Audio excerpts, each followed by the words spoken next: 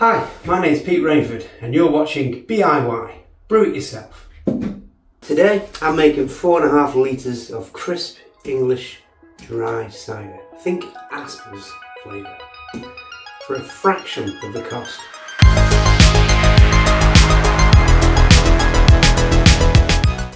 Okay, let's get started. So first off, sanitize all your equipment. I'll let you know what equipment you're going to need in a second. So let's start off with our apple juice. I bought 3 different apple juices the other day. The theory is different apple juices are going to contain different apples, and the more different apples we have, the better the flavour is going to be. So this one, this was actually less than £1, I think, for a litre in Aldi. Very important, and the ingredients: apple juice from concentrate, 99%, and it has citric acid. That's the only other ingredient. That's fine. We're looking for juicing to have no sulfates or sulfites, because that will kill the yeast. And then we've got, this is juice company also bought in Aldi.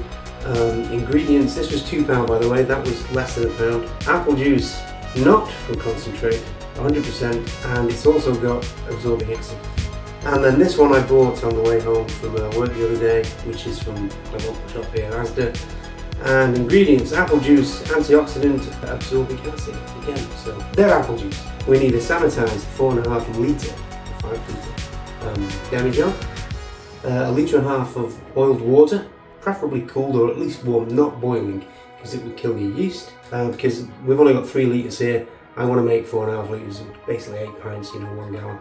So we're going to top it up with water, which won't dilute it too much. The flavour will still be very good. I've also got here a cup of tea, which I made probably half hour ago because I wanted this to cool down as well. Now I've got 2 tea bags in here, one normal tea bag and a lemon tea bag, because I want some lemon in this brew and I haven't got any lemon juice or a lemon. So the best I could do is a lemon tea bag. Now the tea bags, the tea itself will add some mouthfeel to this cider. It'll add some tanginess, and the lemon is supposed to give it a bit of a citric addition, so hence the lemon tea bag. But if you've got a real lemon or some lemon juice at home, use that instead of the lemon tea bag. I'm going to use some yeast nutrient as well.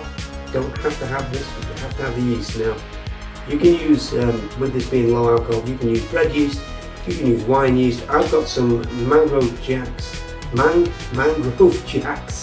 cider yeast, MO2. The reason I'm going to use this is because Mangrove Jacks cider yeast retains a lot of the apple flavour once brewed, whereas some other yeasts, it will taste more alcohol rather than fruity. This stuff is good for making ciders.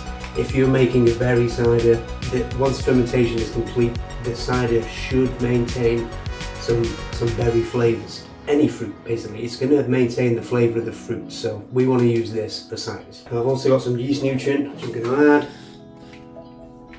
1 funnel, an airlock and bung, 350 grams of sugar to bring this to, I'm aiming for about 6.5%, somewhere between 6 and 7%, because that's a good strength cider. It's a bit of sugar, already weighed out 350 grams.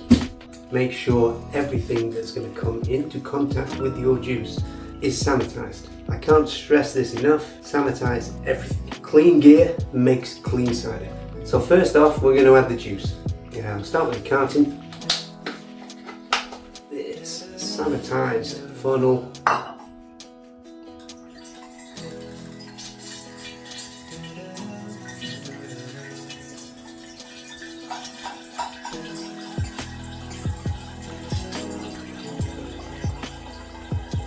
Oh, I can smell the apples from here. It really is lovely. Okay. 1 litre. Okay, now put the Asda, give that a bit of a shake, bit of thick stuff on the bottom there. Nice close up.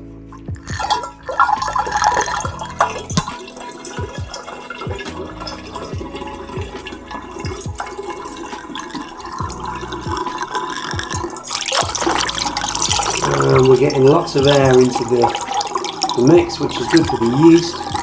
It smells lovely as well. Okay, let's drop that in there.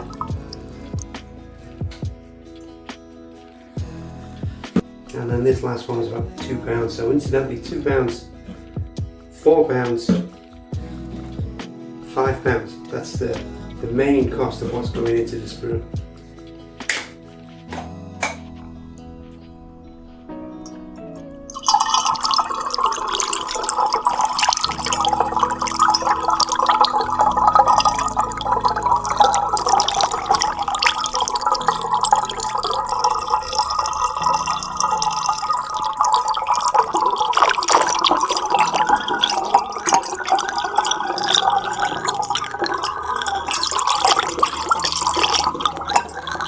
Smell wise, that one smells the best.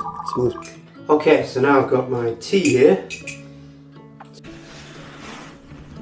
and in the tea goes.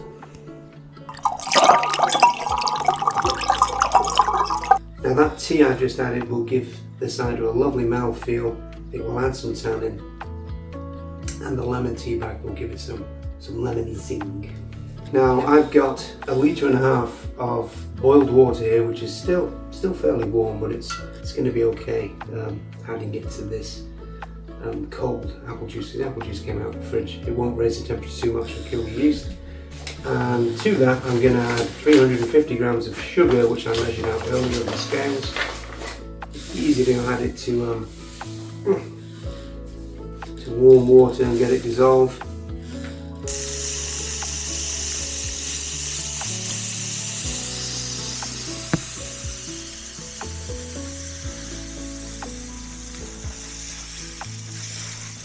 Okay, sanitize the spoon.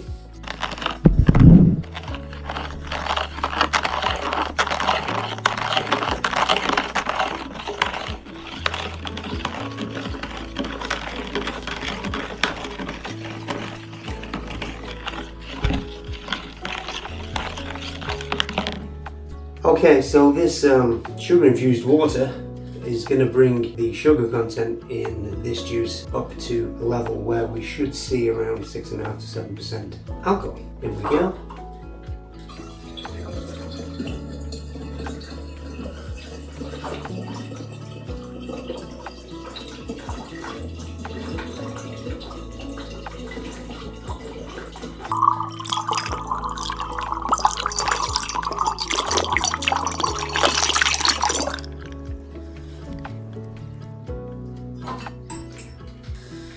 Okay, before adding the yeast, I'm going to add half a teaspoon of yeast nutrient.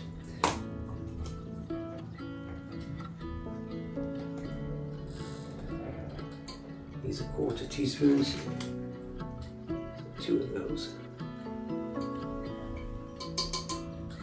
And now Mangrove Jacks Cider yeast. There's enough here for 5 of these, and there's 9 grams. So I'm going to go for a teaspoon, which is 4 of these 1/4 teaspoons.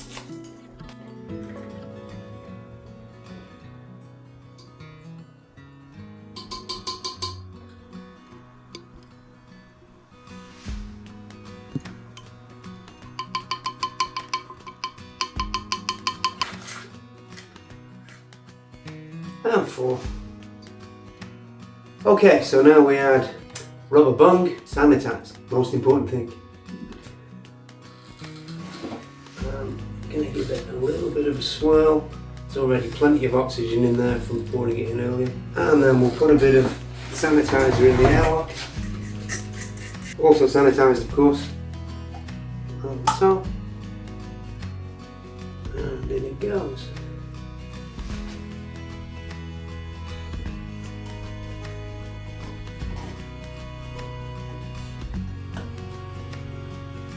Didn't take a reading. One thing I always forget to do is to take a reading. That's where this thing comes in. So handy.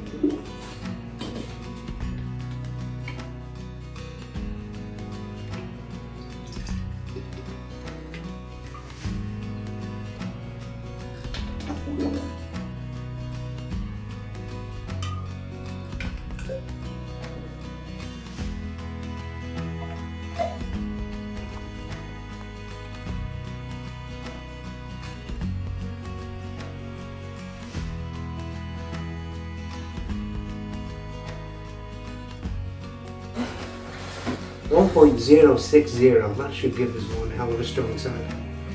we'll subtract that from the final gravity reading, which if fermented to dry, this could go quite strong. So let's put the bung and airlock back in.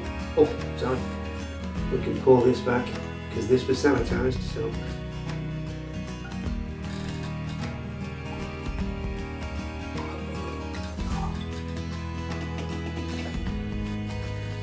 Airlock and bung back in. Now I'm going to let that sit on my heating pad for a week or two and until the fermentation slows, at which point I'll rack it off into another sanitised Demijohn to get it off the lees, let it clear. As soon as we get it clear, we'll have a good taste, see if it needs any sweetening, get a reading, see how strong it is. I'll see you in a couple of weeks. Okay, so I'm going to go and put this on my heating pad that I've got over there, which keeps everything between 18 and 22 degrees, ideal for fermentation.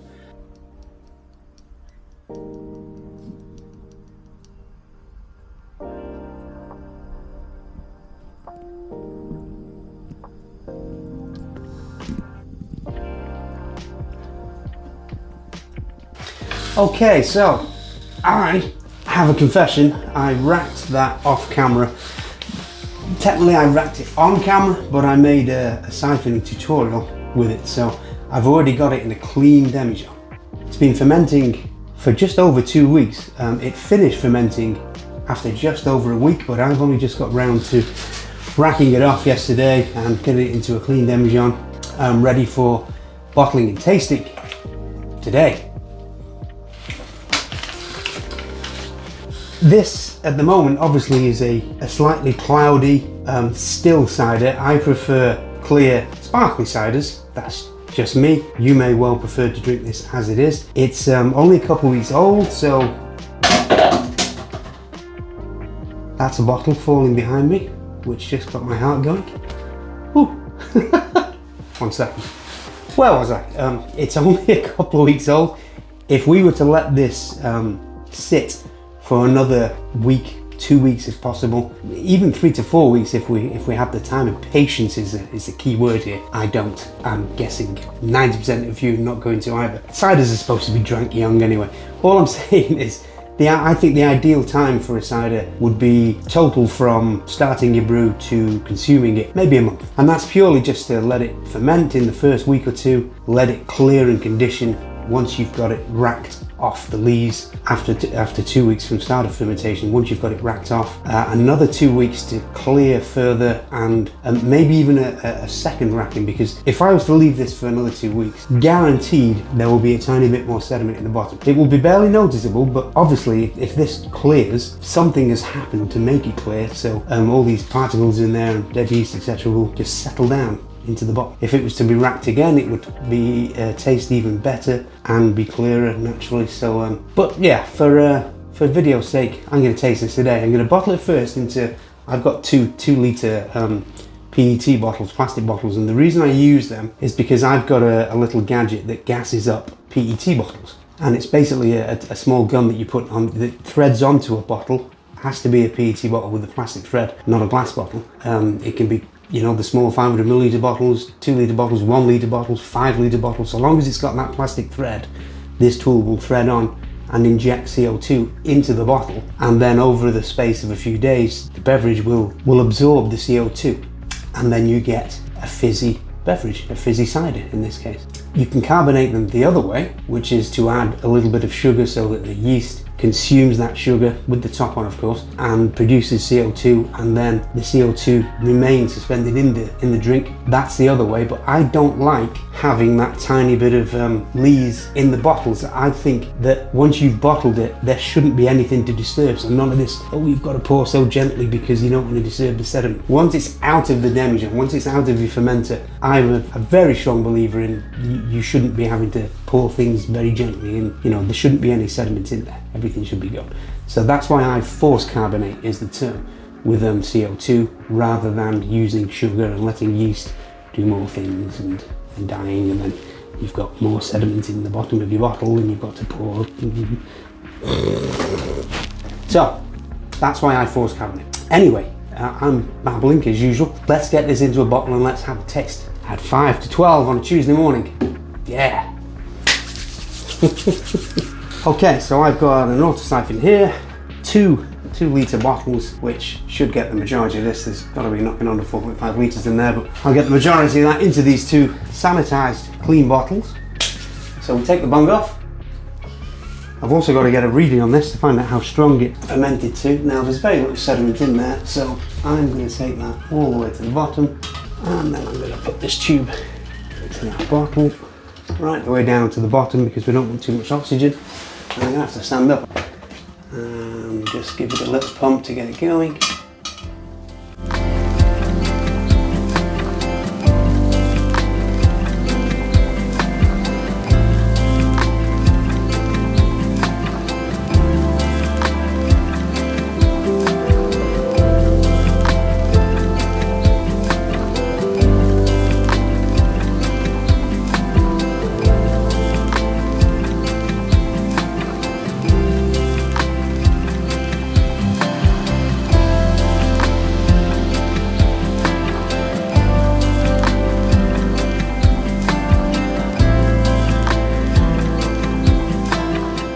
There we go. I racked this, today's Tuesday, I racked this on Sunday from the main fermenting vessel. And as you can see, there's a bit of sediment in the bottle there. In the Demijohn there, in the bottom of the Demijohn. So even though I was careful with the racking, some sediment has still got in there, or it's still suspended in the juice and it's settling. 4 litres, probably 4.5 litres. I'm going to top these two up.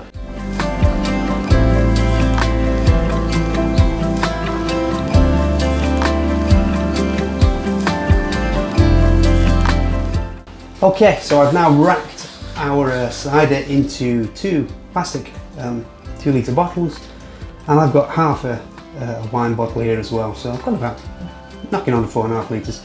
I'll use this one to get a gravity reading in a minute, and then these will be put away, let them condition a bit, and I'll explain how to carbonate these if you prefer fizzy cider like I do. I drink flat ciders when I go to like shows and you know, beer tasting or cider tasting, festivals, etc, etc, because that's predominantly how it's served. It's served in boxes, bagging boxes on a table. It's just the way they do it, or in some places they serve it on a hand pull. It's very rare getting these sparkling ciders at those events, so but I prefer pub style cider, have done from a very early age, too early I might add, probably why I'm doing this at this stage of my life. So yes, I prefer fizzy cider. If that's what you like, I'll show you a couple of ways of how to do that. First, let's get a reading. When this brew started, it was 0.060. Sanitized hydrometer and vessel. Let's pour some in. Let's have a smell. Smells so good. Smells like a cider.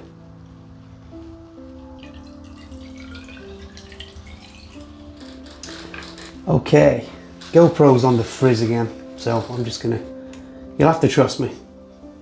No, it is bang on 1.000. Can you see that? It's 1.000.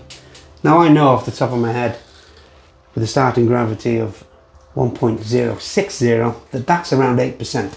I'll do some calculations anyway, quickly, just off camera, and we'll get an exact reading, but pretty sure that's around 8%. So the exact reading is 7.8%. It does smell. It smells like a strong cider, which if you prefer to drink them flat, that could be a nice way to drink this. Maybe not room temperature as it is now. Chill it at least a little bit. I prefer cold, sparkly ciders. That's me. I was brought up in hot climes and I don't drink warm alcohol.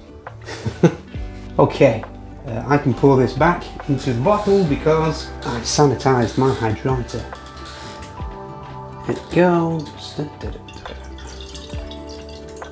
These are the two that I want to carbonate, and I'll explain how to do that in a second.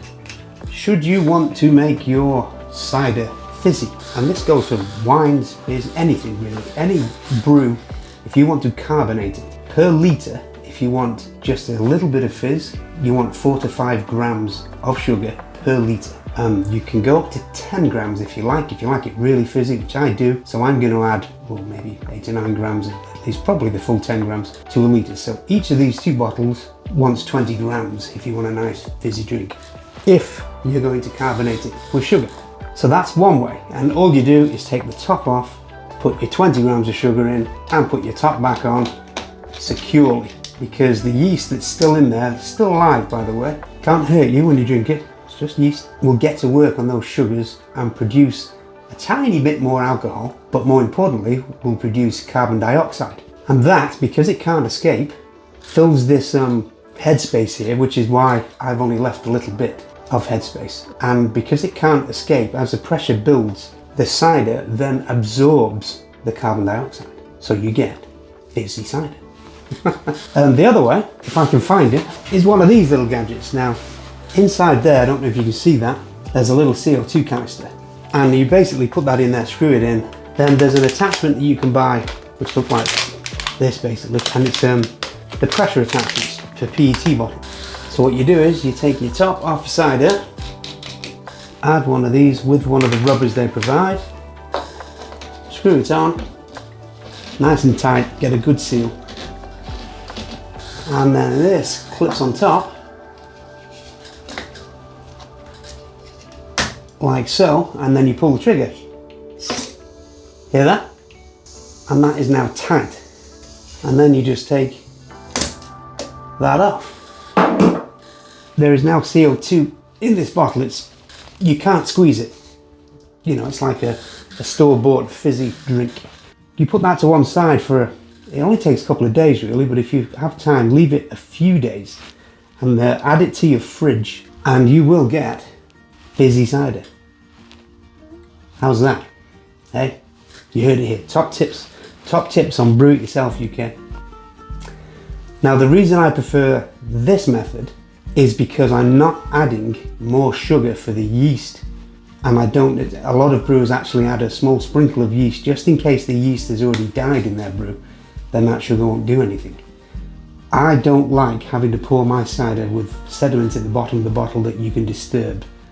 I like to be able to drink my cider from top to bottom, or wine or any brew whatsoever. That's why I force carbonate. But this, for a few pounds, these are about 10-15 pounds I think, and then the cartridges are a pound or two, if that. And you can carbonate a good few drinks this way. This is just much easier and you don't get that sediment. My preferred way. Brew It Yourself UK preferred way. I know it's a wine glass, but what I have to hand. The moment of truth. Let's get a good pour.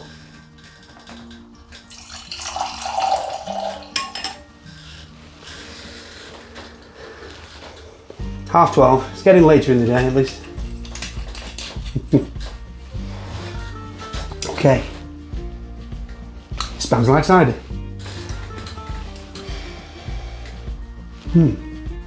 Okay, going in.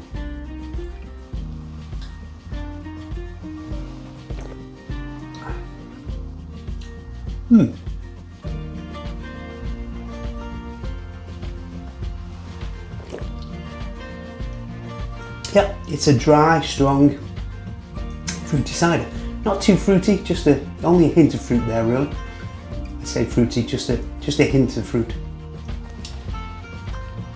I can tell that it needs sweetening a little. I would add a little bit of sugar or erythritol or some sort of sweetener to this too. So yes, I'm going to add a little bit of sugar to this.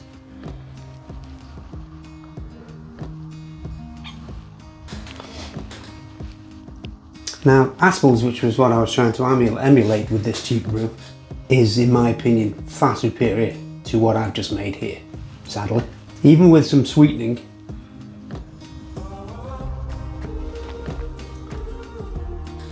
and some carbonation, it won't be bad, it will be drinkable, it will be a nice cider that will not go to waste. My wife and I will drink this at the weekend and enjoy over a meal, etc. But I think what it's lacking for real depth is some real fruit, if I'm brutally honest. I think I'm going to try this one again. And I may well use some juice, but I will definitely be using some real apples, which is going to make a hell of a mess. But there are enough varieties of apples in just on the supermarket shelves that will make a very, very good cider. And that this is okay. but what it just lacks some depth, it lacks subtlety, it lacks fruitiness. All that apple fruitiness is, not all of it, but the vast majority of it is escaped, it's gone. So unfortunately that takes a lot of the pleasure away from drinking the cider.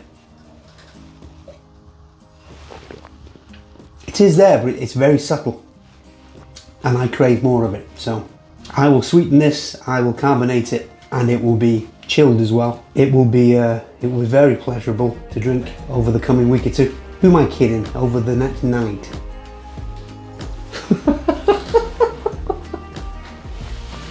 Stop it, Peter. Stop it. The viewers are going to get a bad opinion. So you get that same dry finish, but it just lacks that fruitiness of a commercial cider, a more polished cider. So yes, room for improvement. Don't let this, my verdict, put you off though. If you want, let's face it, £5 worth of materials into what's essentially 4.5 litres of cider, 9 pints thereabouts, certainly 8 pints, you're going to be more than happy with this. If your standards are really high, I would suggest maybe looking out for my next video, which is probably up here or down there on the screen right now.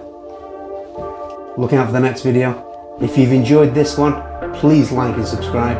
There'll be lots more coming in the run up to Halloween and Christmas now. I'll be making some great brews. Thanks for watching.